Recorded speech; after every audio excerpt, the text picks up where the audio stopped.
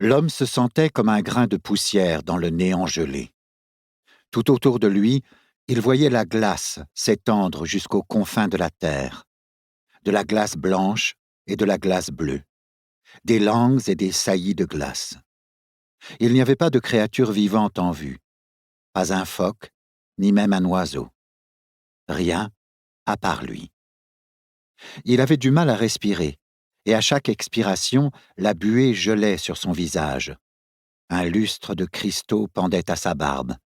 Ses sourcils étaient durcis par le givre, tels deux spécimens préservés dans la glace. Chaque fois qu'il battait des paupières, ses cils craquelaient. « Si tu prends l'eau, t'es mort », se répétait-il fréquemment. Il faisait près de -4 degrés, mais la sensation de froid était renforcée par le vent, lequel soulevait parfois un nuage aveuglant de particules de glace qui le fouettait et le désorientait tant qu'il basculait, ses os s'entrechoquant à l'impact contre le sol. L'homme, qui s'appelait Henry Worsley, consulta son capteur GPS pour déterminer sa position exacte. D'après les coordonnées affichées, il se trouvait au dôme Titan, une formation glaciaire proche du pôle sud qui se dresse à plus de 3000 mètres au-dessus du niveau de la mer.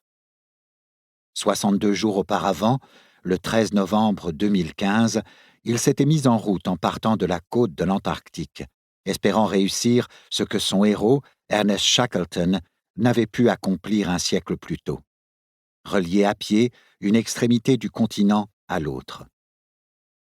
Ce périple, qui lui ferait franchir le pôle sud, serait long de plus de 1600 kilomètres et le mènerait à travers ce qui est sans conteste l'environnement le plus implacable de la planète.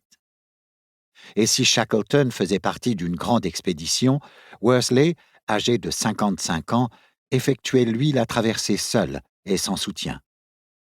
Aucune cache de nourriture n'avait été déposée le long de son itinéraire pour l'aider à prévenir la faim. Et il devait tirer toutes ses provisions sur un traîneau, sans l'aide de chien ou d'une voile. Avant lui, personne n'avait tenté cet exploit. Son traîneau, qui au début pesait 147 kilos, presque le double de son poids, était attaché à un harnais sanglé autour de sa taille. Et pour faire avancer son chargement sur la glace, il avait chaussé une paire de skis de fond et poussait sur ses bâtons. Sa marche avait commencé presque au niveau de la mer, puis il avait suivi une pente ascendante d'une régularité impitoyable. L'air se raréfiant, il saignait parfois du nez à cause de la faible pression atmosphérique. Une nébulosité écarlate colorait la neige sur son chemin. Quand la pente devenait trop raide, il déchaussait ses skis et progressait péniblement à pied, accrochant la glace grâce aux crampons de ses bottes.